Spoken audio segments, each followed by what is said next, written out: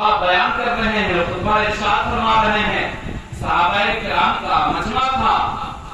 اللہ کے رسول صلی اللہ علیہ وسلم کانسٹیٹیوشن آف اسلام بیان کر رہے ہیں، اسلام کا قانون بتا رہے ہیں کہ اے صحابی رسول، جس کے پاس 3 بچیاں ہیں وہ جنت میں جائے گا۔ اللہ کے رسول صلی اللہ علیہ وسلم نے ارشاد فرمایا کہ اے صحابہ،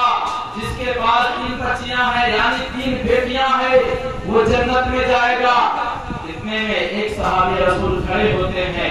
اور عرض گزار ہوتے ہیں، یا رسول اللہ صلی اللہ علیہ وسلم، آپ نے تو فرمایا کہ جس کے پاس 3 بیٹیاں ہیں وہ جنت میں جائے گا، اور جس کے پاس صرف 2 ہی بیٹیاں ہو کیا وہ جنت میں نہیں جائے گا؟ اللہ کے رسول صلی اللہ علیہ وسلم نے ارشاد فرمایا، اے صحابی، جس کے پاس 3 بیٹیاں ہیں وہ بھی جنت میں جائے گا، اور جس کے پاس 2 بیٹی ہے وہ بھی جنت میں جائے گا۔ اتنے میں تیسرے نمبر پہ صحابی رسول کھڑے ہوتے ہیں اور عرض کرنے لگتے ہیں، یا رسول اللہ صلی اللہ علیہ وسلم، ابھی تو آپ نے فرمایا کہ جس کے پاس 3 بیٹیاں ہیں وہ بھی جنت میں جائے گا، جس کے پاس 1 یا 2 بیٹیاں ہیں وہ بھی جنت میں جائے گا، میرے پاس تو صرف 1 ہی بیٹی ہے، کیا میرے لیے جنت کا مستحق نہیں ہے؟ کیا میں جنت کا حقدار نہیں ہوں؟ کیا میرے لیے جنت میں گھر نہیں ہے؟ میں بھی تو اپنی بیٹی کی پرورش کر رہا ہوں۔ اللہ کے رسول صلی اللہ علیہ وسلم نے فرماتے ہیں، اے صحابی، گھبرانے کی ضرورت نہیں ہے،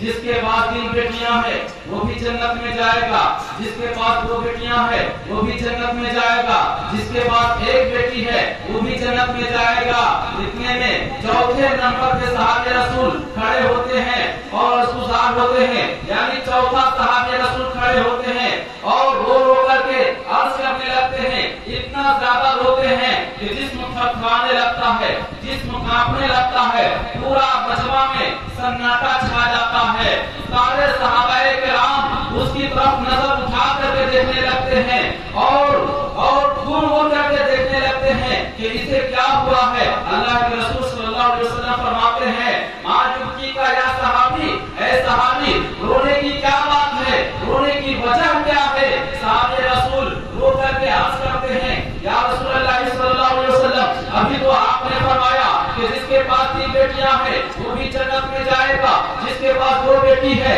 وہ بھی جنت میں جائے گا، جس کے پاس 1 بیٹی ہے وہ بھی جنت میں جائے گا۔ یا رسول اللہ صلی اللہ علیہ وسلم، جب اسلام کا جھنڈا بلند نہیں ہوا تھا، جب آپ امن و شانتی لے کر کے نہیں آئے تھے، جب آپ اس دنیا میں تشریف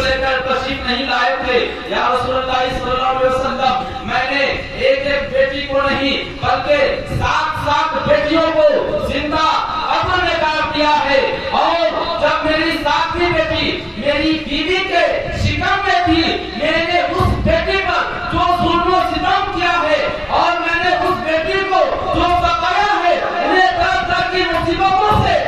مصیبتوں میں مبتلا کیا ہے، یا رسول اللہ، آج بھی اس بیٹی کی آواز میرے کانوں میں ٹکرا رہی ہے، وہ بھی آپ کو جنت کی خوشخبری سنا رہے ہیں، جنت کا مدعا دے رہے ہیں۔ یا رسول اللہ، مجھے برداشت نہیں ہو رہا ہے، میرا دل تڑپ اٹھا ہے، اب میں کسے منہ دکھاؤں گا؟ میں اللہ کو کون سا منہ لے کر کے جاؤں گا؟ اللہ کے سامنے کون سا چہرہ لے کر کے جاؤں گا؟ میرا چہرہ تو داغدار ہو چکا ہے، میرا چہرہ تو سیاہ ہو چکا ہے، میں اب اس جرم کے معافی کے لائق نہیں ہوں۔ یا رسول اللہ صلی اللہ علیہ وسلم، اب آپ بتائیے مجھے کون بخشے گا؟ میری بخشش کا پروانہ کون دے گا؟ اللہ کے رسول صلی اللہ علیہ وسلم فرماتے ہیں، اے صحابی رسول، تمہیں گھبرانے کی ضرورت نہیں ہے، اچھا بتاؤ ماجرا کیا ہے؟ وہ صحابی رسول عرض کرنے لگتے ہیں، یا رسول اللہ صلی اللہ علیہ وسلم، میری جب 7ویں بیٹی میری بیوی کے شکم میں تھی، اس وقت میں ملک شام تجارت کی غرض سے جا رہا تھا، اپنا کاروبار سنبھالنے کے لیے جا رہا تھا، میں نے اپنی بیوی سے کہہ دیا، اے میری بیوی، اگر تمہارے شکم میں اگر بیٹا ہو تو اسے زندہ رکھنا، اگر بیٹی ہو تو اسے جلا دینا، اور میرے آنے سے پہلے اسے ختم کر دینا اور اسے زندہ قبر میں ڈال دینا۔ چنانچہ ان کی جب وہ صحابی رسول صلی اللہ علیہ وسلم یہ کہہ کر کے ملک شام تجارت کرنے کے لیے چلے جاتے ہیں، ملک شام تجارت کے غرض سے چلے جاتے ہیں، اپنا کاروبار